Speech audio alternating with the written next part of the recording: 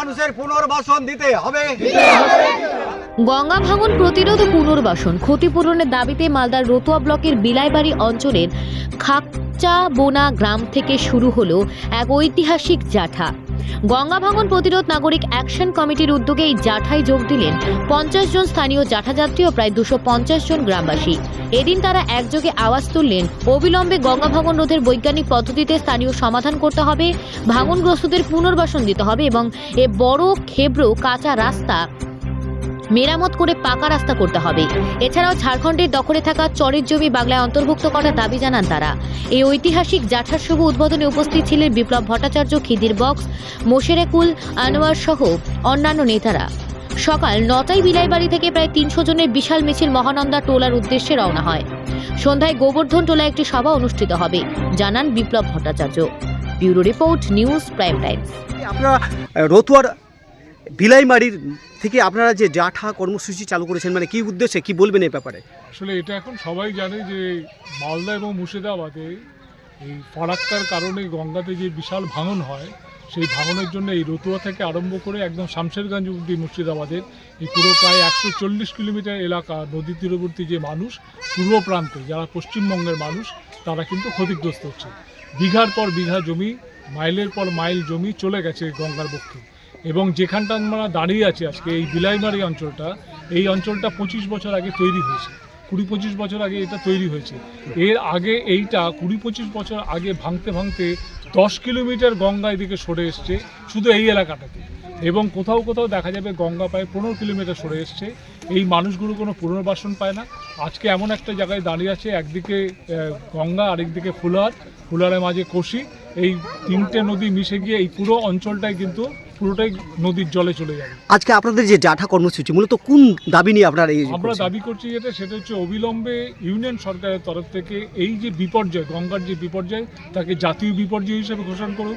এই সমস্ত মানুষকে তাদেরকে পুনর্বাসন দিক, ক্ষতিপূরণ দিক, এইগুলো আমাদের দাবি করছে। এবং তার সাথে সাথে রাজ্য সরকারের কাছে আমাদের দাবি সেটা হচ্ছে আপনাদেরকে পুনর্বাসন বা দেখতে হবে না, আপনারা যেটা করুন, জমি কিনে পুনর্বাসন দিন। আপনারা যদি ভাবেন যে ওই শুধুমাত্র ওই কিছু খাস জমির উপরে এই পুনর্বাসন দেবেন, পুনর্বাসন দিতে পারবেন না। খাস জমি কোথায় কী আছে আপনাদের কাছে কোনো রেকর্ডও ঠিক মতো এখন নেই।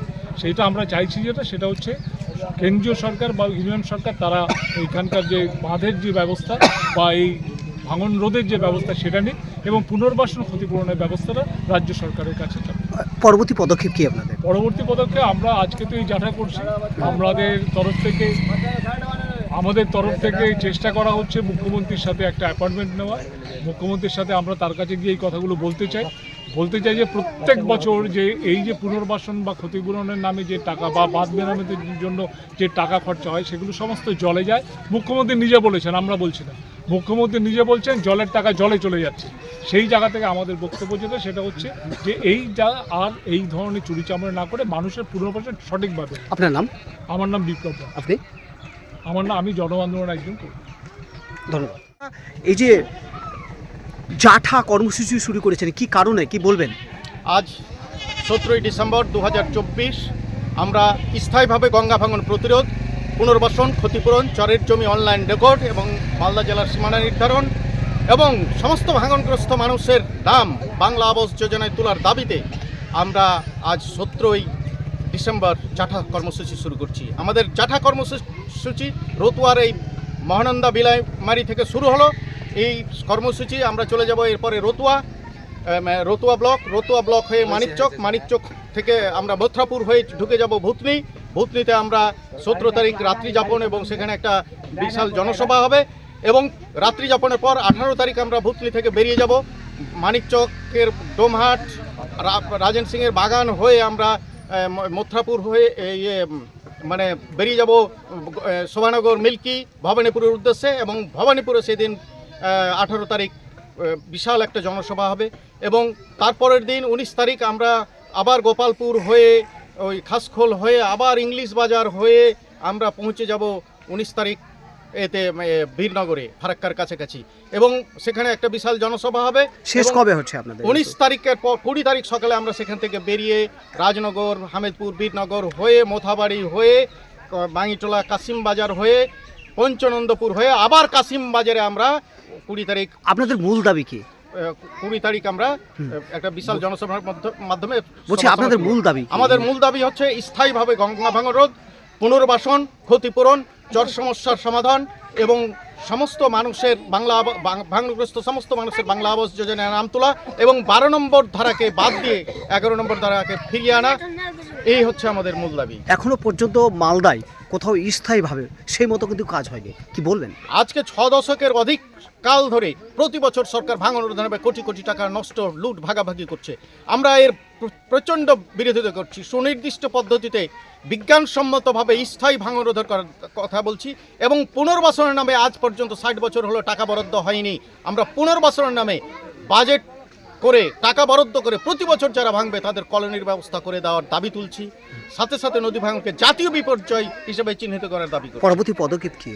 আমাদের পরবর্তী পদক্ষেপ হচ্ছে জাঠা কর্মসূচির মাধ্যমে আমরা ব্যাপক জনজাগরণ তৈরি করে এরপরে আমরা মালদা জেলার ডিএম এবং ইরিগেশনকে ঘেরাও করব। তারপরে যদি না হয় আমরা বাংলার মুখ্যমন্ত্রী জনদরদীর নেত্রী মাননীয়া শ্রীমতী মমতা বন্দ্যোপাধ্যায়ের কাছে আমরা নবান্ন অভিযান করব। আপনার নাম? আমি খিদির বক্স, সেক্রেটারি গঙ্গা ভাঙন প্রতিরোধ অ্যাকশন নাগরিক। অবস্থা তো এই দেখতে পাচ্ছেন, নদী ভেঙে যাওয়ার ফলে কিছু বলতে পারছে না।